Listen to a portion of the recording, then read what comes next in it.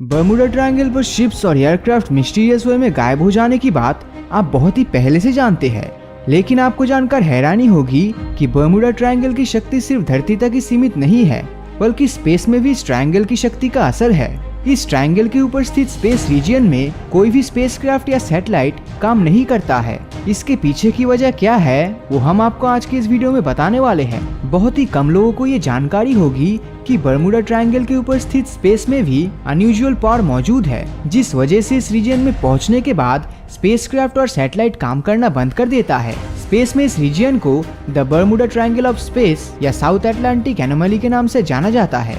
अच्छी बात यह है कि साइंटिस्ट साउथ अटलांटिक एनोमली की मिस्ट्री का पता लगाने में कामयाब हो चुके हैं। साउथ अटलांटिक एनोमली के एरिया की बात करें तो ये जिम्बाब्वे से चिली तक फैला हुआ है। इस रीजियन में सोलर रेडिएशन के खिलाफ धरती का सुरक्षा घेरा किसी और जगह की तुलना में काफी कमजोर है। जब इस रीजियन से कोई स्पेसक्राफ्ट या सैटेलाइट गुजरता है तो उसके पार्ट्स अचानक से काम करना बंद कर देता है या फिर कुछ पार्ट्स टूटकर अलग भी हो जाता है। इस वजह से जब भी किसी स्पेसक्राफ्ट को लॉन्च किया जाता है तब स्पेस के बर्मुडा ट्रायंगल से होने वाले खतरे का खास ख्याल रखा जाता है। स्पेसक्राफ्ट के अलावा यदि उस रीजियन में एस्ट्रोनॉट्स भी मौजूद हो तो उन्हें भी थोड़ा बहुत बदलाव महसूस होता है। बर्मुडा ट्रायंगल की तरह साउथ अटलांटिक एनोमली की मिस्ट्री के पीछे कोई हाइपोथेटिकल स्टोरी नहीं है, बल्कि इसके पीछे की साइंटिफिक रीजन को अच्छी तरह से समझा जा चुका है।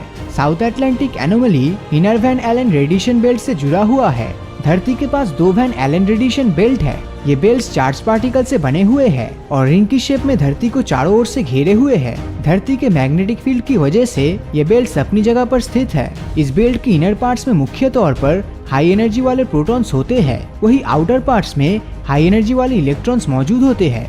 ये दोनों बेल्ट सूरज के सरफेस से निकलने वाले हार्मफुल रेडिएशन को धरती तक आने से रोकता है।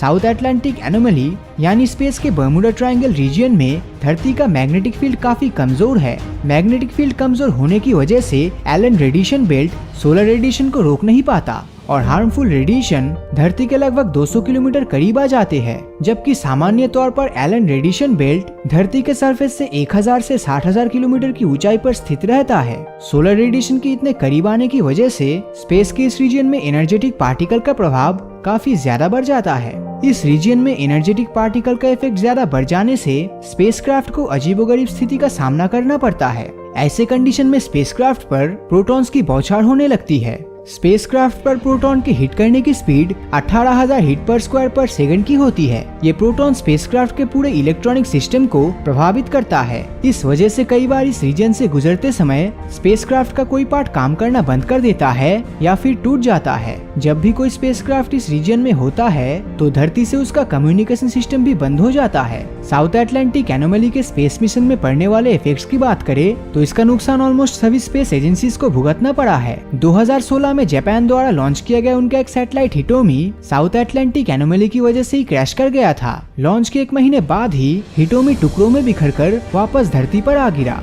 जब इसके क्रैश होने के पीछे की कारण जानने की कोशिश की गई तो पता चला कि जब सैटेलाइट साउथ अटलांटिक एनोमली में था तब सैटेलाइट में लगा एक मोशन सेंसर रिपोर्ट कर रहा था कि सैटेलाइट रोटेट कर रहा है, जबकि हकीकत में सैटेलाइट स्टेबल था। सैटेलाइट रोटेशन की रिपोर्ट मिलने के बाद कंट्रोल सिस्टम इस रोटेशन को रोकने की कोशिश करने लगा, जबकि एक्चुअल में सैटेलाइट पहले से ही स्टेबल था। इस मिस इन्फॉर्मेशन का नतीजा ये हुआ कि सैटेलाइट टूटकर धरती पर आ गिरा। इसी साल जब अमेरिकन्स ने मार्स रोवर परसिवरेंस को लॉन्च किया तब इस बात का खास ख्याल रखा गया कि रोवर को स्पेस के बर्मुडा ट्रायंगल से गुजरना ना पड़े। हबल टेलीस्कोप इस रीजियन से डेली 10 बार गुजरता है। इस रीजन में दाखिल होने से पहले ही टेलीस्कोप के सभी इक्विपमेंट्स को सेफ मोड में डाल दिया जाता है और फिर जब टेलीस्कोप उस रीजन से बाहर निकलता है तब इक्विपमेंट्स दोबारा से वर्क मोड में आ जाता है। यदि इक्विपमेंट्स को सेफ मोड में नहीं डाला जाए तो ये भी उस रीजन में जाकर डिस्ट्रॉय हो जाएगा। तो स्पेस के इस बर्मुडा ट्रायंगल के बारे में आपका क्या ख्याल है? अपनी राय नीचे कमेंट करके जरूर बताएं और अगर ये वीडियो आपको अच्छा लगा हो